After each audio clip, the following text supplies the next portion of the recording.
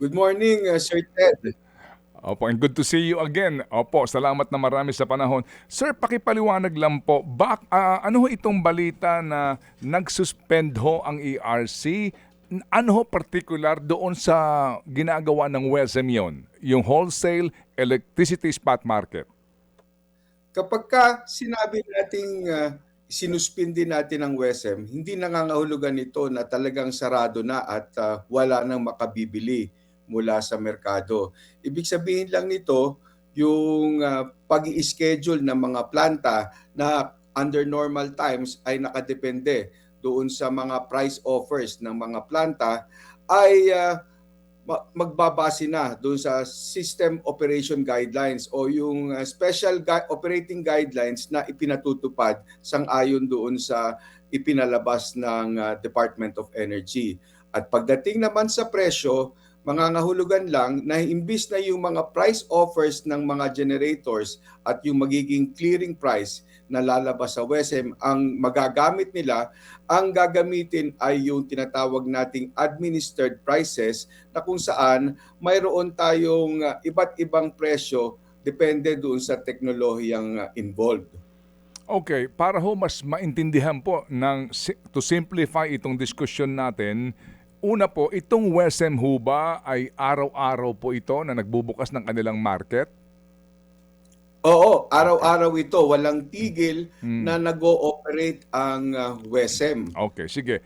Mga kapatid, ang WESM po ay isang palengke ng mga produkto na kuryente. At sino po ang bumibili po sa WESM ng kuryente, Chairman?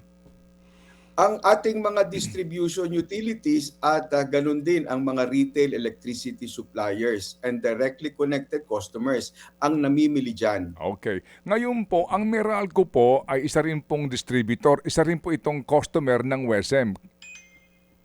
Opo, tama po yan. Okay. Pero ang Meralco po, meron na mga kakontrata na mga power generators, di po ba? Opo, tama din yan. Opo. So ngayon, ang Meralco po, paminsan-minsan kapag kinakapos po sa kanilang pangangailangan ng supply, sila bumibili sa WESM. Yes, tama Opo. yan. Opo. Ngayon, Pero opo. ipaliwanag ko lang, yung mga kakontrata ng Meralco na mga power plants, sila ay kinakailangan din dumaan sa WESM. Nang sa ganon, sila ay mapasama doon sa listahan ng mga plantang patatakbuhin naman ng system operator. Na NGCP. Yes, tama po. Yan, okay. Para niya maintindihan to ha, kasi po napaka-technical, ang hirap intindihin para nyo maunawaan din po kung ba't ginagawa ito ng ERC sa kapakanan ng mga consumers. Ngayon, yun pong mga electric cooperatives po, Chairman, dyan din po nabili sa WESM. At sila ho ba'y meron din kakontrata na ng mga power generators? Opo, katulad ng Meralco, marami sa kanila ay may mga kakontrata ding generation companies pero kung kinakapos yung kanilang nakontrata, sila din ay bumibili mula sa WESM. Kung ating po magugunita, nagkaroon po ng pagkakataon na sumobra ang mahal ng kuryente sa WESM. Kaya nga po may mga na-penalize noon dahil noong panahong yun may mga plantang bumagsak kaya nagdagsaan sa WESM po ang mga gustong bumili doon, yun nga ang nangyari. So itong sitwasyon ngayon, ano hong kaibahan noon sa ngayon? Noong matatanda natin, nangyari ito noong 2013. Nagkaroon ng sobrang tataas na presyo sa WESM.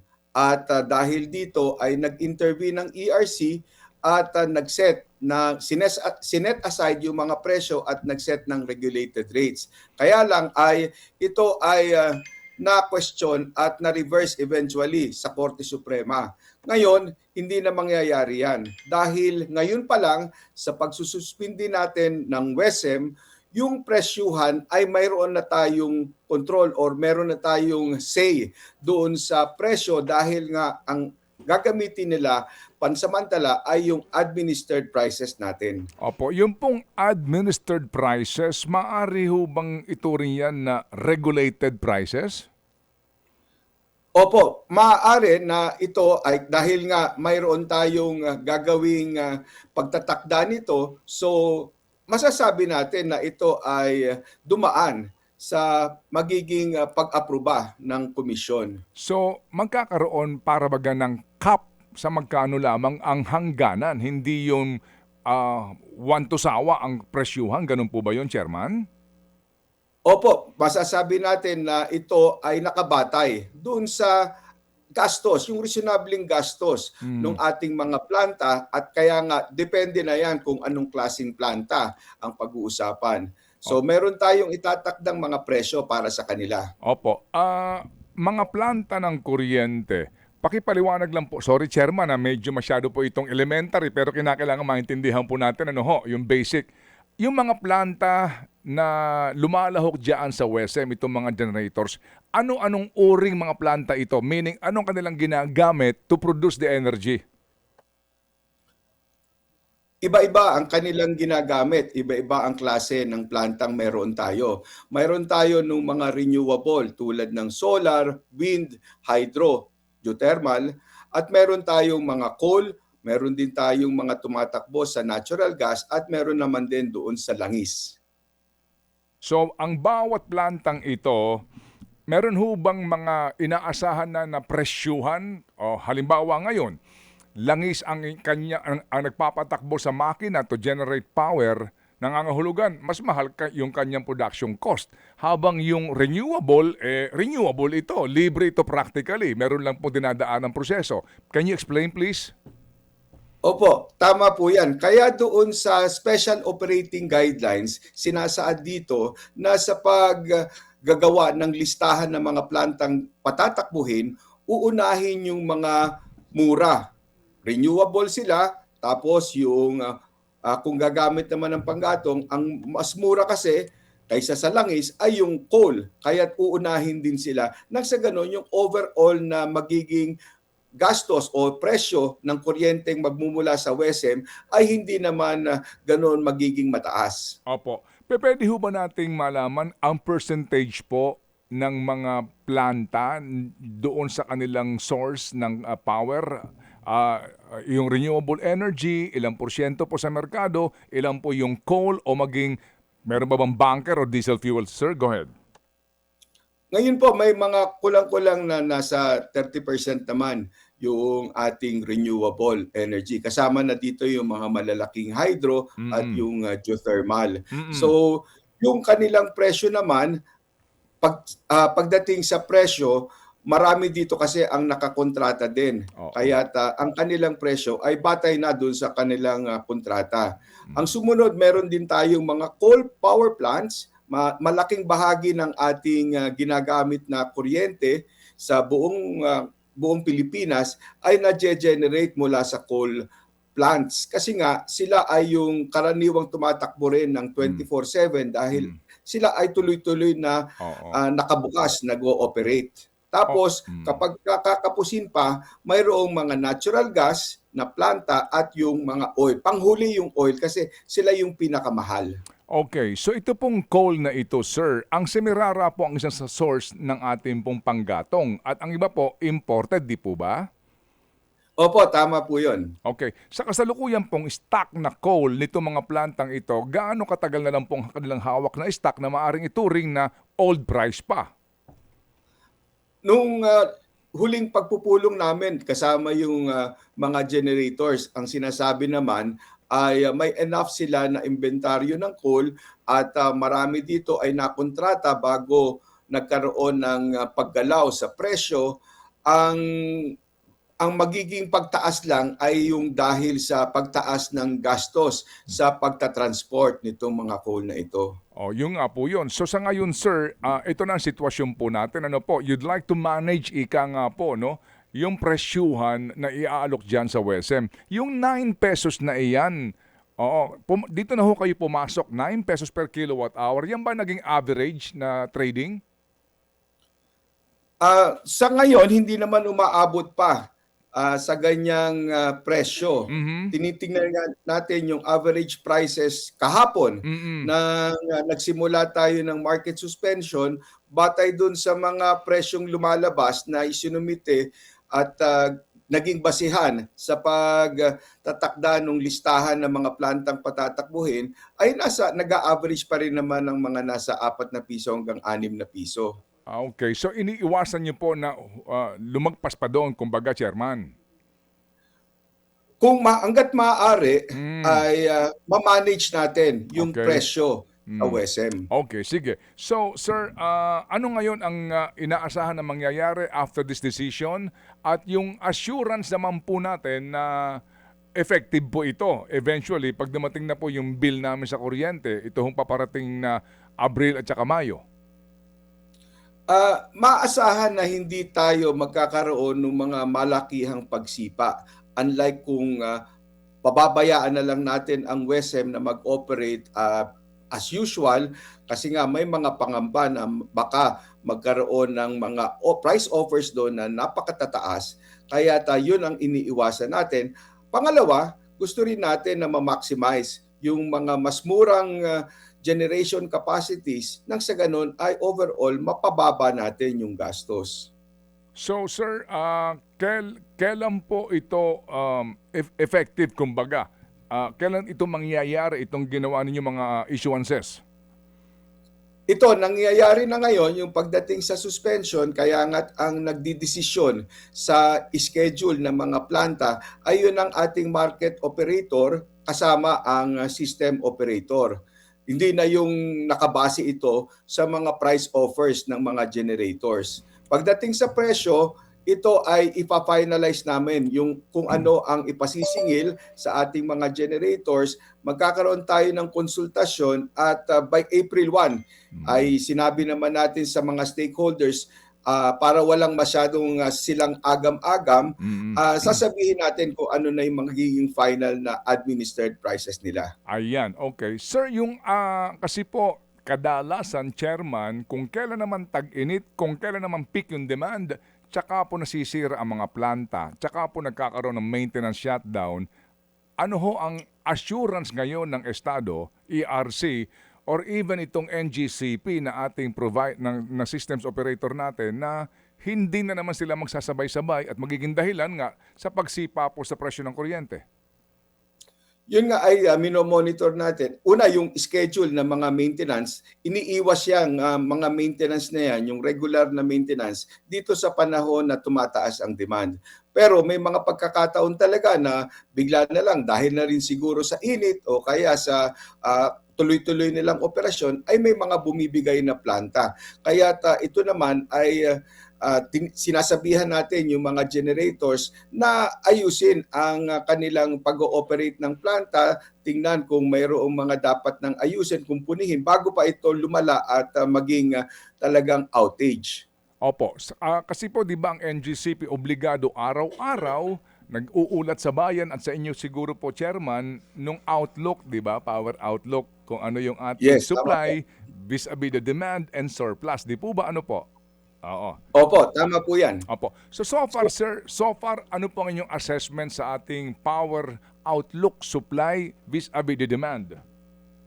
Ngayon po ay meron pa tayong enough na buffer or reserba lalo sa Luzon at Mindanao. Ang sa Visayas ang medyo numinipis kaya't kung titingnan natin malaking megawatts din ang ini-import ng Visayas na nanggagaling sa Mindanao.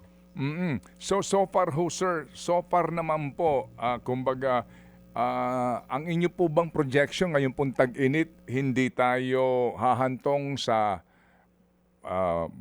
brownout o mga pagrarasyon ng kuryente dahil na naman po sa kakulangan sa supply at dahil diyan, tataas po ang presyo? Doon sa simulations ng ating market operator sa pagsisimula ng taon, may mga ilang trading intervals na maaaring mag-yellow alert. Pero yan ay mga base doon sa forecast.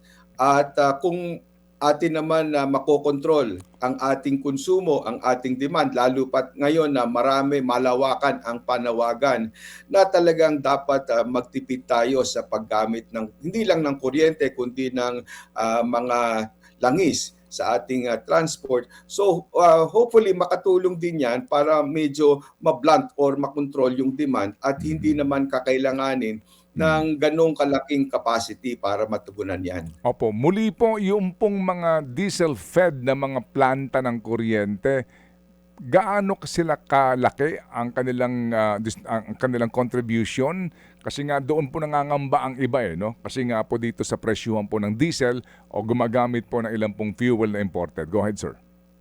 Oo, less than 10% naman ang ating installed capacity na ng mga bunker or diesel fed, lalo sa on-grid. Mhm. Ibang usapin, of course, pag sa mga off-grid o yung sa mga isla kasi Oo. ang talagang gamit doon ay diesel. Opo. So, ang mga plantang ito talagang tinatawag sila o napapasama sa schedule ng mga plantang patatakbuhin kung talagang sobrang taas ng ating demand or kaya may mga nag-outage nga na mas murang planta. So yun sana lang ang iniiwasan natin na humantong sa mga pagkakataon yan na kakailanganing patakbuhin yung ating mga diesel or mga bunker na mga planta nang sa ganun ay makaiwas din tayo sa mataas na presyo ng fuel nila. Opo. So to understand it more clearly, sa ngayon, hindi pinagagana ang mga diesel or bunker fuel fed na mga plantang ito.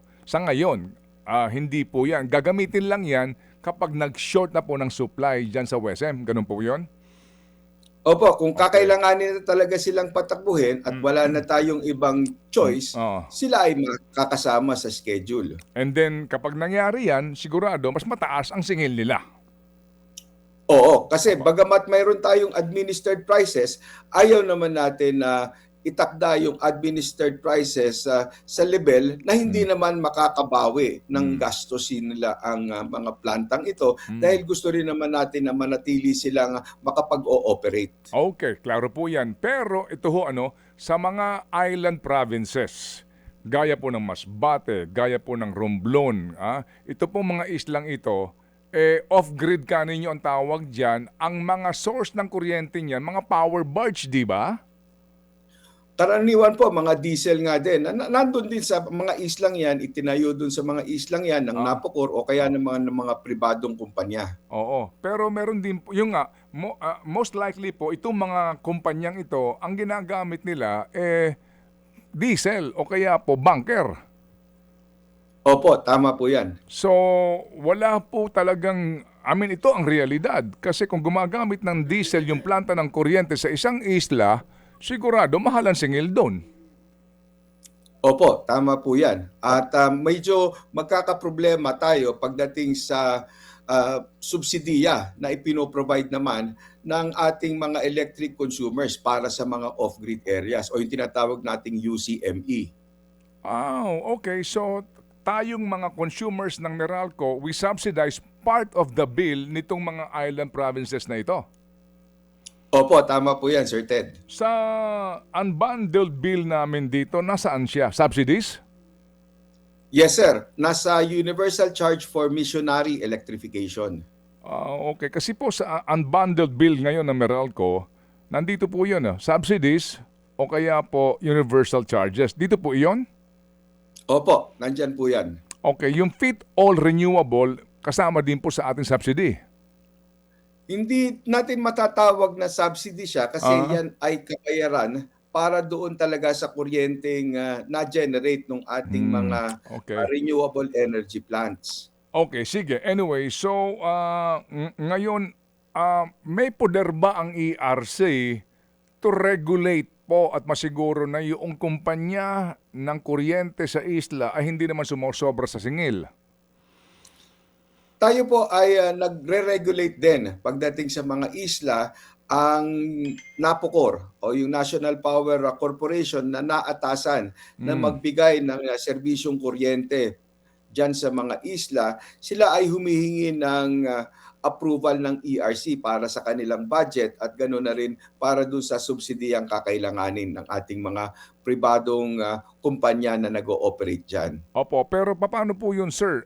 You will only react kapag may reklamo na yung consumer? We will react po kapag may kapusin na ang budget ng NAPOCOR, maaaring dumulog ang NAPOCOR sa ERC para sa karagdagan.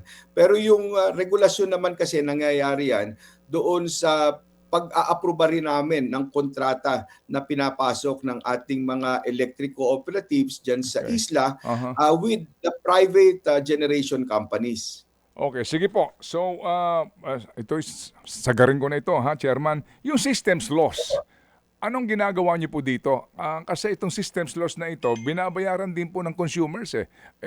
Hindi na, ano ho ito kapansin-pansin na tumataas pa nga minsan. Meron tayong umiiral na mga cap. In fact, nanggaling tayo sa mga caps na napakatataas, yung nasa Mhm. 12% or Mm. 14%. Mm. Ngayon, pagdating sa mga pribadong kumpanya, 5% na lang ang inaalaw nating system loss. Mm. At para saan naman itong system loss na ito? Ito ay actually gastos sa generation at transmission ng ating mga distribution utilities. Kasi kung sila ay bumibili halimbawa ng 100, pero ang kanilang naibebenta ay 80 na lang, yung 20 na yon na hindi nila actually naibenta in terms of kilowatt hours, may cost na yan dahil Mm. babayaran nila yan sa kanilang mga generation companies na nagsusupply sa kanila. So, ang ating paniningil naman ng generation ay pass-through para sa mga Mm. distribution utilities. So, Mm. parang ito lang ay equivalent doon sa 20 na yan na hindi nila naibenta kasi nga nagkaroon ng loss sa kanilang network. At dahil nga ibinaba na natin yung cap to 5% pagdating sa mga private utilities, Ah. maliit na lang yan kumpara kaysa noong dati. Okay, sige po. So, Cha, meron ka bang karagdagang katanungan? Kasi sa ako naman, nakontento sa maayos mong pagpapaliwanag sa isyong ito. Importante nga po na ngayon pa lang, mabantayan na ito. Kasi mahirap po nandidiyan na, tsaka lang po kayo kikilos. At least ngayon, inunahan nyo na po, Chairman, kumbaga. Opo, tama po. Para hindi na tayo mabulaga matapos ang isang buwan na bigla na lang meron pala na ganyang napakalaking pagtataas. At bukod pa dyan, Sir Ted, banggitin ko lang, naglabas din kami ng advisory kahapon sa ating mga distribution utilities na kung ang kanilang kalkulasyon ng magiging generation charge nila para sa susunod na billing month ay ihigit sa piso, sila ay kinakailangang mag-abiso sa Mm, komisyon. Nang sa mm. ganon ay pwede kaming mag-intervene at pwede naming direktahan na utay-utayin ang kanilang paniningil nito. Opo, para din hindi masakit. Kung totoo ho na dapat ganun ang singil, para hindi masakit, magkaroon ng staggered, ano? Hulugan. Okay, Cha, please, go ahead. Last. Yes po. Attorney Francis, realistically speaking, gaano po kahanda yung energy sector natin dito sa global shocks na meron po tayo ngayon? Sa ngayon, hindi pa kulang, wala tayong problema sa supply ng ating kuryente. Pero kung hindi po matitigil yung Middle East conflict, may possibility po ba ng mga brownout sa mga susunod na buwan? Pagdating naman sa brownout, dahil nga mayroon tayong ibang pinagkukunan ng ating kuryente tulad ng renewable at coal and natural gas. Opo. So ang magiging problema talaga ng ating power sector ay yung presyo. Oo, same with the prices of diesel and gasolina ngayon. Sinasabi nga po nila, wala namang problema with the supply, pero yung pagtaas ng presyo, yun ang hindi mahahawakan. Wala rin pong magagawa ang gobyerno doon sa pagtaas ng presyo ng kuryente kung hindi matitigil yung sigalot sa Middle East. Parang ganun po, attorney? Oo, yan kasi ay bunsod dito sa mga nangyayari sa labas na wala talaga tayong kontrol. Opo. Okay, so Chairman Francis Juan, salamat po na marami sa inyo ha, sa inyo pong paliwanag at kami po'y nagagalak nga na ngayon, marami nakikinig sa atin, mas nauunawaan na po itong industriyang ito at ang isyong ito. Salamat po, Chairman. Maraming salamat din po Sir Ted at Ma'am DJ. Salamat na marami. Thank you. Mga kapatid, para sa iba pang mga balita at impormasyon, sundan niyo po kami sa X, Instagram, Facebook at syempre sa TikTok, True Network PH. Mag-subscribe din po kayo ha sa aming YouTube channel, True Network. May website din po tayo, truenetwork.ph at pwede niyo rin po kaming mapanood sa Channel 19 ng aming True FM TV. Lagi pa rin makinig sa radyo dito po sa 105.9 True FM dahil dito, laging true sa'yo, kapatid. Dito tayo sa totoo, tunay at tapat.